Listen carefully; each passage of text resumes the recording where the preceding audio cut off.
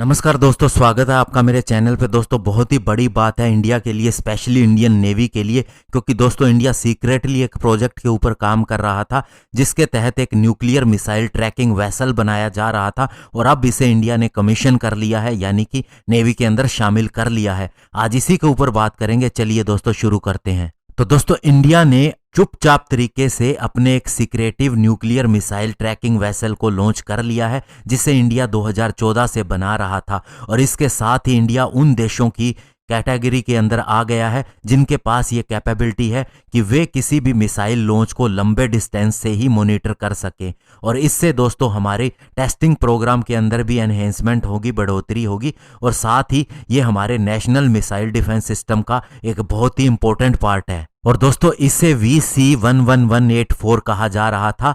ये specialised ocean surveillance ship था और इसे लास्ट ईयर अक्टूबर मंथ के अंदर कमीशनड किया गया था, एक्चुअल में एक सेरेमनी करके, जिसे दोस्तों पब्लिकली नहीं अनाउंस किया गया था। और दोस्तों आपको बता दें कि ये थोड़ा सा डिले भी हो गया था कोविड-19 के चलते, लेकिन 2020 के अंदर ही इसके सारे टेस्ट कंप्लीट हो गए थे और ये सर्विस के अंदर एंट्री कर गया था। और दोस्तों अभी दुनिया के केवल 4 देशों के पास ही ऐसा शिप है, तो इसलिए ये इंडिया के लिए बहुत बड़ी बात है। और अब इसे दोस्तों जॉइंट क्रू ऑपरेट करेगा, जिसमें national technical research organisation, defence research and development organisation यानी DRDO और इंडियन नेवी के स्टाफ मेंबर क्रू के रूप में रहेंगे। और इससे पहले यूएस, फ्रांस, चाइना, रशिया के पास ही ये कैपेबिलिटी थी, ऐसा वेसल था। लेकिन अब इंडिया के पास में भी ये कैपेबिलिटी है और इंडिया भी मिसाइल लॉन्चेस जो सी के अंदर काफी दूरी पे होती हैं उन्हें ट्रैक कर सकता है। और सीधा सीधा फायदा दोस्तों हमें इसका ये होगा कि जब हम अपनी लंबी दूरी की मिसाइल्स का परीक्षण करते हैं तो उन्हें मॉनिटर करने में भी ये हमारी मदद करेगा। और इसके अलावा दोस्तों अगर चाइना और पाकिस्तान भी कोई मिसाइल लॉन्च करते हैं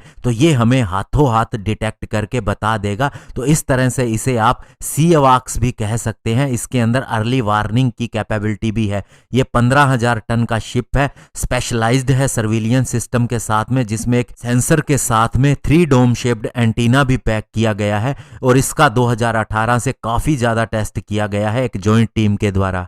और दोस्तों रिपोर्ट के हिसाब से बताया गया है कि ये कॉम्प्लेक्स वेसल 14 मेगावाट की पावर को जनरेट करेगा ताकि ये अपने ट्रैकिंग रडार को पावर दे सके। और इससे दोस्तों इसके कई मल्टीपल रोल्स का हमें फायदा मिलेगा मिसाइल ट्रैक करने में और हमें एक्यूरेट डेटा देने के लिए, जो हम रूटीनली मिसाइल परीक्षण करते रहते हैं समुद्र के अंदर। दोस्तों इस 15,000 टन के वेसल्स को बनाना भी आसान नहीं रहा है, क्योंकि दोस्तों इसे सीक्रेटिव तरीके से हिंदुस्तान शिपयार्ड लिमिटेड के एक ड्राई डॉक के अंदर, जिसे पूरी तरह से कवर किया गया था, वहां बनाया गया था। और कोशिश ये थी कि कोई दुश्मन देश का रडार या फिर उसका सैटेलाइट इसे देख ना सके। लेकिन 2018 के बाद से ही इसे ओपनली रखा गया है डॉक के अंदर, और जो भी विजिटर विजाग के अंदर विजिट करते हैं उन्हें यह दिखाई भी देता रहा है। तो दोस्तों ये शिप न केवल मेक इन इंडिया का उदाहरण है, बल्कि इसके ऊपर कॉस्ट भी बहुत लगा है। 725 करोड़ रुपए इस प्रोजेक्ट के ऊपर खर्च आए हैं। और साथ ही इंडिया की कैपेबिलिटी को भी दिखाता है और साथ ही ये भी बताता है कि इंडिया सीक्रेटली भी बहुत से काम कर सकता है। इसकी कैपेबिलिटी इंडिया के पास में है और साथ ही इंडिया के पास हर तरह की कैपेबिलिटी अब आ गई है। धन्यवाद। जय हिंद।